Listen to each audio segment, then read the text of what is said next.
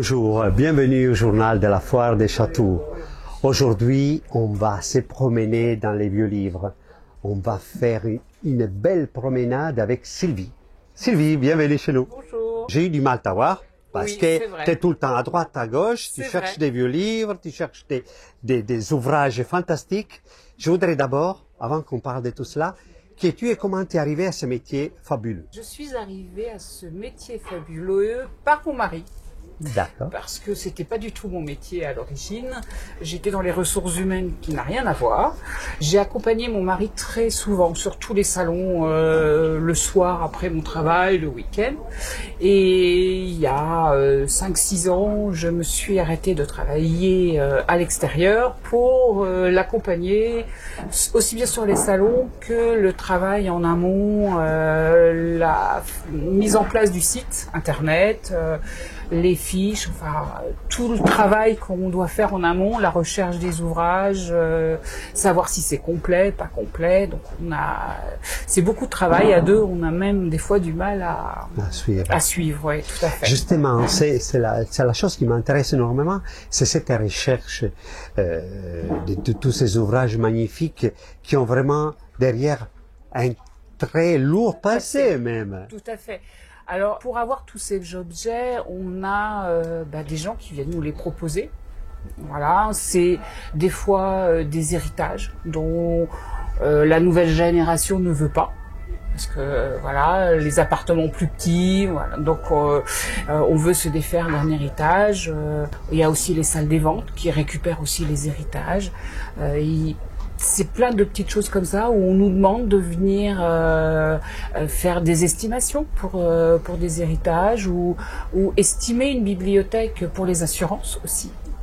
Parce que malheureusement, il existe des dégâts des eaux, il existe des aléas de la vie comme des feux, etc. Il faut qu'on puisse prouver la valeur d'une bibliothèque. Donc tout ça, ça amène beaucoup de travail. Tu me parlais des cartes d'Alembert, les architectes qui reviennent, oui. Et tous ces ouvrages, finalement, c'est une ouverture, c'est en même temps préserver notre histoire. Préserver l'histoire, garder en l'état. Ou faire restaurer.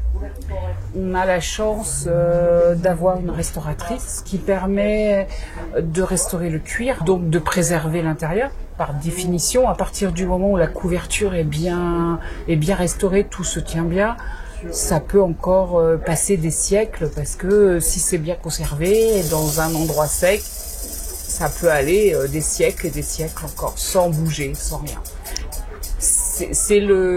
Faut pas hésiter à faire restaurer. Malgré tout, maintenant, depuis un certain temps, je t'ai vu, tu es passionné quand même. Oui, quand j'ai connu mon mari, j'étais passionnée par l'encyclopédie Diderot et d'Alembert. Parce que c'est une masse de savoir, aussi bien en volume de texte qu'en volume de planches. Et on nous donnait comment on travaillait à l'époque, comment on a fait les choses. Donc c'est ça qui est génial. Et au fur et à mesure du temps, j'ai beaucoup aimé, c'est les grands voyageurs du XVIIe et du XVIIIe, avec toutes ces cartes représentant les pays, où au fur et à mesure du temps, on voit qu'ils ont découvert les pays. Parce qu'avant, on avait du blanc. C'était pas découvert. Et 50 ans plus tard, c'était découvert. C'est ça qui est fantastique. Enfin, c'est fantastique. Oui. Et on a dans ces cartes, dans ces livres de voyageurs, ce qui est fantastique, même au 18e, on a des problèmes de proportion. Et des fois, Madagascar est énorme par rapport à l'Afrique, les contours sont parfaits. Mais par contre, c'est presque aussi gros que l'Afrique. Mais c'est ça qui est rigolo. Mais au fur et à mesure du temps, des fois en 10 ans, on voit une avancée qui est extraordinaire. Donc et puis ça parle à tout le monde. Les cartes encore maintenant, ça parle à tout le monde, quoi. Qu'est-ce que ça veut dire? Il faut absolument aller voir tout cela sur ton lieu. Bon, on y va. On y va. C'est parti.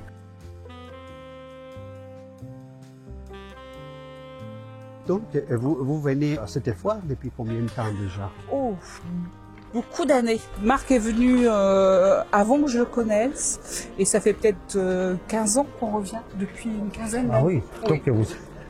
On n'est pas beaucoup de libraires sur la Ah non, foire. il n'y en a pas beaucoup. Hein. Il y a Il n'y en une a pas dame beaucoup. Vous avez Madame Salson Oui, qui est là. Et il y a en livre pur, Oui.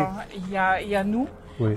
Il n'y en a pas beaucoup. C'est pour ça que sur le stand, vous allez avoir aussi de la Pléiade qui est moderne, parce que beaucoup de nos clients ont des livres anciens et veulent pas les abîmer. Ils préfèrent lire sous la Pléiade. C'est plus facile de lire Ouais. dans son lit avec la Pléiade qu'avec un livre 18e.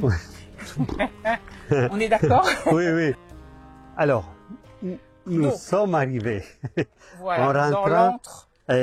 C'est Dans l'antre du c'est libraire. la bibliothèque du nom de la rose. C'est ça. Si tu veux. Oui, et donc Là, c'est on va vrai quand tu vois avoir, ça, c'est spectaculaire. Ouais, on va avoir l'encyclopédie méthodique de Pankouk. Pankouk est un éditeur qui a repris fin 18e, Buffon, qui a repris tous les grands du 18e et on a fait une encyclopédie monumentale. Nous, on n'en a que quelques exemplaires là. On a tout le reste à la maison, mais il y a plus de 200 volumes. Ouais. Et est-ce que tu peux le prendre, nous le montrer, parce que l'ouvrir, parce qu'elle est tellement fragile qu'il me fait peur. Normalement, j'ouvre pas comme ça. Ok, allons-y. Voilà. Normalement, un livre Oui, oui. lourd, on le pose. Oui. On ouvre comme ça pour éviter de casser les charnières, en fait. Ah, voilà, donc c'est il y a pour ça, toujours... les dés. Voilà. Voilà, là, Voilà. on montre comment on fait la soirée, par exemple. Et après, il y a des pliages. Oui. Il y a et souvent des pliages. Toujours comme ça. Et on refait toujours le même pliage pour éviter de toucher de casser le papier. Parce que le papier est plié comme ça depuis 300, 400 ans, en fait. Mais ce qui m'impressionne, moi, c'est la précision et la Oui. délicatesse Oui, oui, oui. de chaque dessin. En fait, c'est sur des plaques de cuivre qui ont été martelées, ciselées, et après pressées. On voit la trace de... Là, quand on passe le doigt, on voit une trace de presse. Ouais. Et on est sur du papier chiffon-canton, on est sur du papier 18e. C'est vraiment un papier... comme un papier buvard, c'est pour ça que ça aime pas l'eau, ça aime pas... faut faire attention au papier 18e. Ouais, d'accord, ok. Et donc ça, c'est des métiers. Alors, qu'est-ce que je peux vous faire voir? histoire naturelle. Alors, l'histoire naturelle, vous avez un Buffon. Ici, on a les œuvres de Balzac. Yes. Alors, un livre, ça se prend toujours comme ça, hein, toujours pour éviter de casser la coiffe. Et donc, vous prévenez quand même votre clientèle quel type de comportement. Oui, la plupart qui aiment les livres anciens, ils savent les prendre. On est chez Balzac et on est en 1665. 1665. Je vous présente Monsieur Balzac. Monsieur Balzac, bonjour. Bon, on quitte Balzac, on va vers L'histoire naturelle de Buffon. Où là, on a toute la partie de l'histoire naturelle avant les oiseaux, où on prend tous les animaux avec ce genre de gravure. Il faut savoir qu'on expliquait comment était un animal et on arrivait à faire ce genre de gravure. Buffon n'a jamais vu de rhinocéros, hein, par exemple. C'est ça qui est magnifique. C'est comment on arrivait à reproduire des animaux qu'on n'avait pas vus, quoi. C'est extraordinaire. C'est extraordinaire. Moi, je trouve ça extraordinaire. Parce que moi qui suis mauvaise en dessin, je trouve ça extraordinaire. Venez à la foire des châteaux pour rencontrer Sylvie, son mari et sa librairie. C'est des livres très rares, magnifiques, qui vont vous permettre de voir le monde comme il était et comme peut-être il ne sera plus jamais. C'est sûr. Alors, je vous dis au revoir. Merci À très bientôt. Et n'oubliez pas de vous abonner à notre chaîne. Ciao.